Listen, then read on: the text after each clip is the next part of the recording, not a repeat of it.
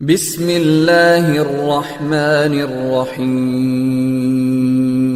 بھائی بیمار ہے، باپ بیمار ہوتے ہیں، ماں بیمار ہوتی ہے، بیٹے کو پتا نہیں چلتا۔ اچھا ہمیں پتا نہیں تھا، بتانا چاہیے تھا نا۔ یہ معاشرے سے ہمارا یہ تعلق ہے۔ نبی صلی اللہ علیہ وسلم چل کر کے ان کے پاس جاتے ہیں، سرہانے بیٹھ جاتے ہیں، دیکھتے ہیں معاملہ نازک ہے، کہتے ہیں اصلی بچے اسلام لے فَنَظَرَ إِلَىٰ أَبِيهِ وَهُوَ عِندَهُ، اس بچے کا باپ بھی وہاں بیٹھا ہوا ہے۔ بیٹا باپ کی طرف دیکھ رہا ہے، باپ بیٹے کی طرف دیکھ رہا ہے۔ بیٹا کہتا ہے، باپ کہتا ہے کہ بیٹے ابو القاسم کی بات مان لے صلی اللہ علیہ وسلم۔ یہودی ہے، یہودیوں کے تعلق سے کہا گیا ہے یہودی اسلام کو محمد صلی اللہ علیہ وسلم کو اسی طرح سے پہچانتے تھے جس طرح سے اپنے بیٹوں کو وہ پہچانتے تھے، لیکن حسد کی بنیاد پر انہوں نے حق قبول نہ کیا۔ کہا محمد صلی اللہ علیہ وسلم کی اطاعت کر لے، اسلام قبول کرتے ہیں، وفات ہو جاتی ہے، نبی صلی اللہ علیہ وسلم وہاں سے نکلتے ہیں، الحمدللہ الذی انقذہ من النار، تمام تعریف اس اللہ کے لیے ہے اس نے اس بچے کو آگ سے بچا دیا۔ ہمارا تعلق دعوتی اعتبار سے غیر مسلم بھائیوں کے ساتھ بہتر ہونا چاہیے۔ ہمارا تعلق خدمت خلق کے اعتبار سے، ضروریات کی تکمیل کے اعتبار سے، ان کے ہاں آنے جانے کے اعتبار سے، احوال پوچھے جانے کے اعتبار سے بہتر ہونا چاہیے۔ اسلام یہ حق دیتا ہے اور اس حق کو ہم نے مٹھی میں بند کر کے رکھا ہوا ہے، ایسا نہیں ہونا چاہیے۔ آج مسلمان اور غیر مسلمین کے درمیان جو نفرت کا ماحول بنا ہوا ہے اور ماحول بنتا جا رہا ہے، ان میں بہت سارے اسباب میں سے ایک اہم سبب، ہم جس ماحول میں رہ رہے ہیں ہم نے اپنے غیر مسلم تک دین کو صحیح طریقے سے نہیں پہنچایا ہے، اسلام کو صحیح طریقے سے نہیں پہنچایا، اسلام کی صحیح تصویر ہم ان کے سامنے بن نہ سکے، لہذا ہمارا تعلق غیر مسلموں کے ساتھ بہتر ہونا چاہیے۔ آخری بات، ہمارا تعلق کس بنیاد پر انسانوں کے ساتھ اور کس حد تک انسانوں کے ساتھ کس انداز سے ہونا چاہیے۔ شریعت میں ایک مسئلہ ہے الولا والبرا، یہ بہت ہی اہم مسئلہ ہے، عقیدے کا مسئلہ ہے، الولا والبرا، ایمان کی بنیاد پر دوستی، ایمان کی بنیاد پر دشمنی، ایمان کی بنیاد پر دوستی، ایمان کی بنیاد پر دشمنی۔ الولا کا مطلب کیا ہے؟ کہ کسی سے آپ محبت کر رہے ہیں تو اللہ کی خاطر، کسی ایک مومن کا تعلق دوسرے مومن سے ہو اللہ کی خاطر ہو، اللہ کی رضا کی خاطر ہو۔ والبرا، کسی سے ہمارا تعلق نہیں ہے، کسی سے ہم نے قطع تعلق کیا ہوا، وہاں بھی اللہ کی خاطر ہو، کیونکہ یہ اللہ سے محبت کرنے والا نہیں ہے، یہ اللہ کے حقوق کو جاننے والا نہیں ہے، چاہے اس میں ماں آ جائے، چاہے باپ آ جائے، چاہے بھائی آ جائے، چاہے رشتہ دار آ جائے، چاہے شہر کا رہنے والا ہو، چاہے کہیں کا رہنے والا ہو، تعلق اللہ کی خاطر، اللہ کی خاطر محبت، اللہ کی خاطر نفرت۔ حدیث سے مسئلہ ہے۔ وعن انس بن مالك رضي الله تعالى عنه قال قال رسول الله صلى الله عليه وسلم من احب لله وابغض لله واتى لله ومنع لله فقد استكمل الايمان، رواه ابو داؤد في كتاب الادب۔ ابو داؤد شریف کے اندر حدیث موجود ہے، راوی حدیث حضرت انس بن مالک رضی اللہ تعالی عنہ، وہ فرماتے ہیں کہ اللہ کے رسول صلی اللہ علیہ وسلم نے فرمایا من احب للہ، جس نے اللہ کی خاطر محبت کیا، وابغض للہ، جس نے اللہ کی خاطر نفرت کیا، وآتا للہ، جس نے اللہ کی خاطر کسی کو دیا، ومنع للہ، جس نے اللہ ہی کی خاطر کسی کو نہ دیا، فقد استکمل الایمان، اس شخص کا ایمان مکمل ہو گیا۔ سورہ بقرہ آیت نمبر 165 کے اندر کیا ہے؟ والذین آمنوا اشد حبا للہ، ایمان والے اللہ سے سب سے زیادہ محبت کرتے ہیں۔ اللہ کی محبت کے مقابلے میں اب اگر شہر والا کی محبت آئے انہیں قبول نہ ہو، ماں کی محبت آئے قبول نہ ہو، باپ کی محبت آئے قبول نہ ہو، خاندان کی محبت آئے قبول نہ ہو، محبت سب سے زیادہ اللہ سے ہونی چاہیے۔ بلال رضی اللہ تعالیٰ عنہ کے واقعے سے کون واقف نہیں ہے؟ سمیہ رضی اللہ تعالیٰ عنہ کے واقعے سے کون واقف نہیں ہے؟ عمار رضی اللہ تعالیٰ عنہ کے واقعے سے کون واقف نہیں ہے؟ یاسر رضی اللہ تعالیٰ عنہ کے واقعے سے کون واقف نہیں ہے؟ ستائے جا رہے ہیں، مارے جا رہے ہیں، تپائے جا رہے ہیں، لیکن انہوں نے اللہ کی محبت کو نہیں چھوڑا، وہ جان چکے تھے کہ اگر اللہ کی محبت ہے تو مرنے کے بعد کامیابی ہے.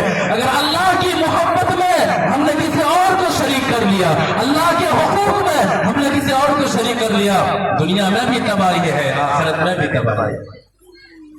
محبت اللہ کی خاطر, نفرت اللہ کی خاطر, یہ انداز اور یہ معاملہ ہمیشہ ایک مسلمان کی زندگی میں واضح ہونا چاہیے. نبی صلی اللہ علیہ وسلم کا واقعہ, دو باتیں کہہ کے اپنی بات ختم کریں گے انشاءاللہ. پہلی چیز اللہ کی خاطر محبت. ایک حدیث کے اندر بتایا گیا ہے کہ ایک عام صحابی یا پھر ایک عام صحابیہ جو مسجد میں جھاڑو دیا کرتے تھے یا پھر جھاڑو دیا کرتے تھے, وفات ہو جاتی ہے. لوگ اسے عام انسان, عام شخص سمجھتے تھے, دفن کر دیتے ہیں. کیا نبی صلی اللہ علیہ وسلم کو جگائیں؟ پوچھتے ہیں کہاں ہے؟ کہتے ہیں وفات ہو گئی ہے. کہا بتایا کیوں نہیں؟ اللہ کی خاطر محبت ایمان ہے. کیا ہے حدیث سے سمجھتے ہیں. وعن ابي هريره رضي الله تعالى عنه ان رجلا اسود او امراه سوداء كان يقوم المسجد فمات فسأل رسول الله صلى الله عليه وسلم عنه فقالوا مات فقال فلا كنتم آذنتموني دلوني على قبره او قال قبرها فاتى قبرها فصلى عليها. رواه البخاری فی کتاب الاذان. بخاری شریف کے اندر حدیث موجود ہے. راوی حدیث ہے ابو ہریرہ رضی اللہ تعالیٰ عنہ. وہ فرماتے ہیں کہ ایک سیاہ عورت, سیاہ خاتون یا پھر سیاہ مرد جو مسجد میں کی خدمت کیا کرتے تھے, ایک صحابی یا پھر ایک صحابیہ مسجد میں خدمت کیا کرتی تھی, وفات ہو گئی. صحابہ کرام نے نبی صلی اللہ علیہ وسلم کو بتائے بغیر دفن کر دیا, دفن کر دیا. فسألہ ہوگا کہاں ہے وہ جو مسجد میں رہا کرتی تھی؟ کہا نبی صلی اللہ علیہ وسلم ان کا تو انتقال ہو گیا. کہا فلا کنتم آذنتمونی, آپ لوگوں نے مجھے بتایا کیوں نہیں جب ان کا انتقال ہو گیا؟ بتانا چاہیے. تفسیر ہے کہ نبی صلی اللہ علیہ وسلم لوگوں نے عام انتقال سمجھا. کہا آپ کو کیا تکلیف ہے, رات کا وقت ہے؟ کہا نہیں. کہا دلونی علی قبرہا, کہا چلو مجھے میرے ساتھ قبرستان اور ان کی قبر ہمیں دکھاؤ. نبی صلی اللہ علیہ وسلم قبرستان جاتے ہیں, قبر دکھائی جاتی ہے اور نبی صلی اللہ علیہ وسلم قبر کے پاس کھڑے ہو کر کے ان کی نماز جنازہ پڑھتے ہیں. اللہ کی خاطر محبت. لیکن اگر ایمان معاملہ نہیں ہے, نبی کا چچا کیوں نہ ہو, ان کے ساتھ کوئی معاملہ, ان کا جنازہ نہیں ہوگا. نبی کا خاندان والا کیوں نہ ہو, ان کا جنازہ نہیں ہونے والا ہے. نبی کے شہر میں رہنے والا کیوں نہ ہو, نبی کے خاندان میں رہنے والا کیوں نہ ہو, ایمان کا معاملہ نہیں ہے. اسلام کہتا ہے اگر نبی پڑھا بھی ہے رب قبول نہیں کرنے والا ہے. کیا معاملہ ہے؟ عبداللہ بن ابی, رئیس المنافقین عبداللہ بن ابی, ان کے بیٹے کا نام عبداللہ. رئیس المنافقین کا انتقال ہو جاتا ہے. روتے روتے ان کے بیٹے آتے ہیں, اے نبی صلی اللہ علیہ وسلم سب کچھ پتا ہے, میرے باپ نے جو آپ کو تکلیف دی, وفات ہو گئی ہے, درد ہے, اگر آپ اپنی قمیص نکال کے دے دیں. آپ رحمت للعالمین ہیں, آپ تو ان کے لیے دعائیں کرنے والے ہیں جنہوں نے آپ کو آپ کے ساتھ غلط سلوک کیا ہے. قمیص نکال کے دے دیتے ہیں. پھر آتے ہیں, اے نبی صلی اللہ علیہ وسلم جنازہ تیار ہے, پڑھا دیں, شاید اللہ تعالیٰ معاف کر دے. جانے لگتے ہیں. عمر بن خطاب رضی اللہ تعالیٰ عنہ روک لیتے ہیں, اے نبی صلی اللہ علیہ وسلم اس شخص کا جنازہ پڑھانے جا رہے ہیں جس نے آپ کے ساتھ ایسا کیا, جس نے آپ کے ساتھ ویسا کیا ہے. جاتے ہیں, پڑھا دیتے ہیں. پڑھا دیا. اٹھائیے سورۃ توبہ آیت نمبر 4, اٹھائیے سورۃ توبہ آیت نمبر 80 اور آیت نمبر 84. نبی صلی اللہ علیہ وسلم جنازہ پڑھا دیتے ہیں, آیت اتر جاتی ہے. مسلمانوں, تعلق ایمان کی بنیاد پر ہونا چاہیے. اللہ کی خاطر محبت, اللہ کی خاطر نفرت, چاہے کوئی ہو, کہیں کا رہنے والا ہو. ایمان ہے تو ہمارا تعلق ہے, ایمان ہے تو ہمارا تعلق اس تعلق سے نہیں ہے. آیت اتر جاتی ہے, اے نبی صلی اللہ علیہ وسلم آپ نے ایک مرتبہ جنازہ پڑھایا ہے, اگر 70 مرتبہ بھی اس منافق کا جنازہ پڑھائیں گے ہم معاف نہیں کریں گے. ہم چلے جاتے ہیں, محلے کا ہے, ساتھ میں رہا ہے, پڑھ لیتے ہیں. کیا ہے؟ استغفر لهم او لا تستغفر لهم, اے نبی صلی اللہ علیہ وسلم آپ ان کا جنازہ پڑھیں یا پھر آپ ان کا جنازہ نہ پڑھیں برابر ہے. صلی اللہ علیہ وسلم استغفر لهم او لا تستغفر لهم، آپ ان کے لیے استغفار کریں یا پھر آپ ان کے لیے استغفار نہ کریں برابر ہے۔ اور اے نبی صلی اللہ علیہ وسلم ان تستغفر لهم 70 مرہ، آپ نے تو ایک مرتبہ جنازہ پڑھا ہے۔ اے نبی صلی اللہ علیہ وسلم اگر آپ اس منافق کا جنازہ، اگر آپ اس کافر کا جنازہ ایک مرتبہ نہیں، 2 مرتبہ نہیں، 3 مرتبہ نہیں، 70 مرہ 70 مرتبہ بھی پڑھا لیں گے، اے نبی صلی اللہ علیہ وسلم آپ مخلوق میں سب سے افضل ہیں، آپ امام الانبیاء ہیں، سب کچھ ہونے کے باوجود اگر آپ اس منافق کا جنازہ 70 مرتبہ بھی پڑھا دیں گے پھر بھی بخشش نہیں ہونے والی ہے۔ ذالک بانہم کفروا باللہ ورسولہ، وجہ یہ ہے کہ انہوں نے اللہ کا انکار کیا ہے، اللہ کے رسول صلی اللہ علیہ وسلم کا انکار کیا ہے۔ آگے وارننگ دے دی گئی، ولا تصلی علی احد منہم مات ابدا ولا تقم علی قبرہ، اور آج کے بعد اے نبی صلی اللہ علیہ وسلم اچھی طرح سے سمجھ لیجئے کہ ان میں سے کسی کا بھی جنازہ کسی مشرک کی وفات ہو جائے، کسی منافق کی وفات ہو جائے تو جنازہ پڑھنا تو دور کی بات ہے، قبر پر کھڑا تک بھی نہیں ہونا ہے۔ الولاء والبراء کو سمجھنا بہت ضروری ہے۔ لہذا رب کے بندوں کا رشتہ رب کے بندوں کے ساتھ بہت ہی اچھے طرح سے ہونا چاہیے۔ یاد رکھیے گا اگر ہمارا رشتہ اللہ کے بندوں کے ساتھ شریعت کے مطابق نہیں ہوا، ہماری نمازیں ضائع ہو جائیں گی، ہمارے صدقات و خیرات ضائع ہو جائیں گے، کل قیامت کے روز یہ سارے حقوق لے لیں گے، پروردگار اس نے میرے ساتھ حق طلبی کی تھی، نماز کی نیکیاں چلی جائیں گی، روزے کی نیکیاں چلی جائیں گی، حج کی نیکیاں چلی جائیں گی۔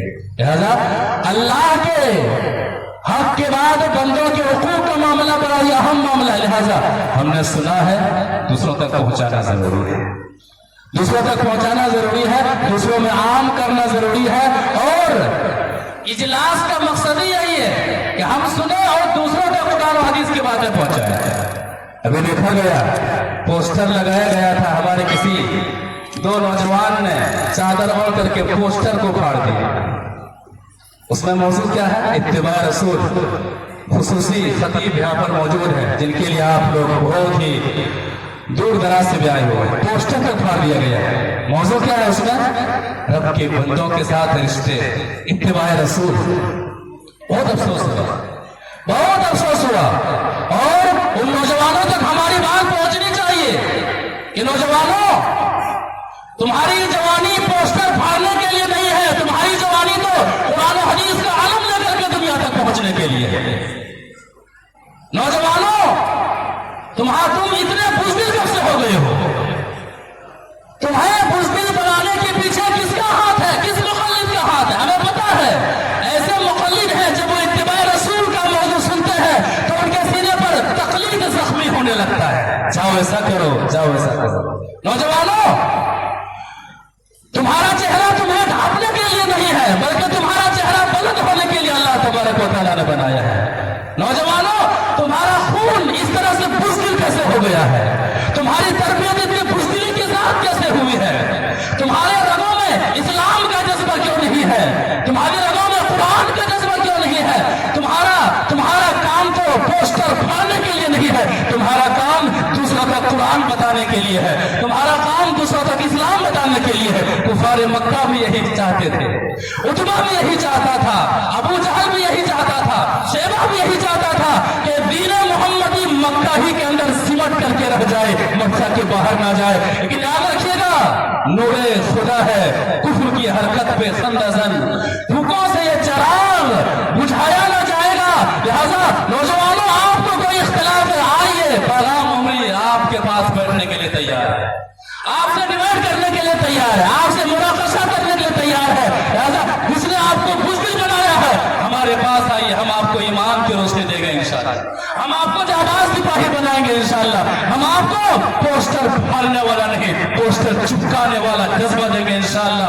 آپ کہیں اکیلے قرآن و حدیث والا ہوں گے، آپ اکیلے پوسٹر چپکائیں گے، آپ کو اندر خوشی محسوس ہوگی، آپ کے اندر ڈر اور خوف محسوس نہیں ہوگا۔ آج نوجوانوں کو اسلام کی ضرورت ہے، نوجوان اسلام سے دور ہے، نوجوانوں کو اتباع رسول کی طرف آنے کی ضرورت ہے، اور نوجوان قرآن و حدیث سے دور ہے۔ افسوس کی بات ہے کس قدر ایک مسلمان کے گھر میں اسلام نہیں ہے۔ اندازہ لگا سکتے ہیں. ایک مسلمان کے گھر میں نبی کا طریقہ نہیں ہے, نبی کی محبت نہیں ہے. افسوس کی بات ہے. اللہ تبارک و تعالیٰ ہدایت سے نوازے, اللہ تبارک و تعالیٰ توفیق ارزانی عطا فرمائے, اللہ تبارک و تعالیٰ انہیں ایسے لوگوں کو سمجھنے, سدھرنے اور قرآن و حدیث کی طرف لپکنے اور قرآن و حدیث کی طرف آنے کی توفیق عطا فرما. پروردگار قرآن و حدیث کے تعلق سے جو بھی باتیں کہی گئی ہیں ان باتوں پر ہم تمام کو عمل کرنے کی توفیق عطا فرما. دوسروں تک قرآن و حدیث کی باتیں پہنچانی ہے, یہ جذبہ لے کر کے یہاں سے اٹھنے کی ہمیں توفیق عطا فرما.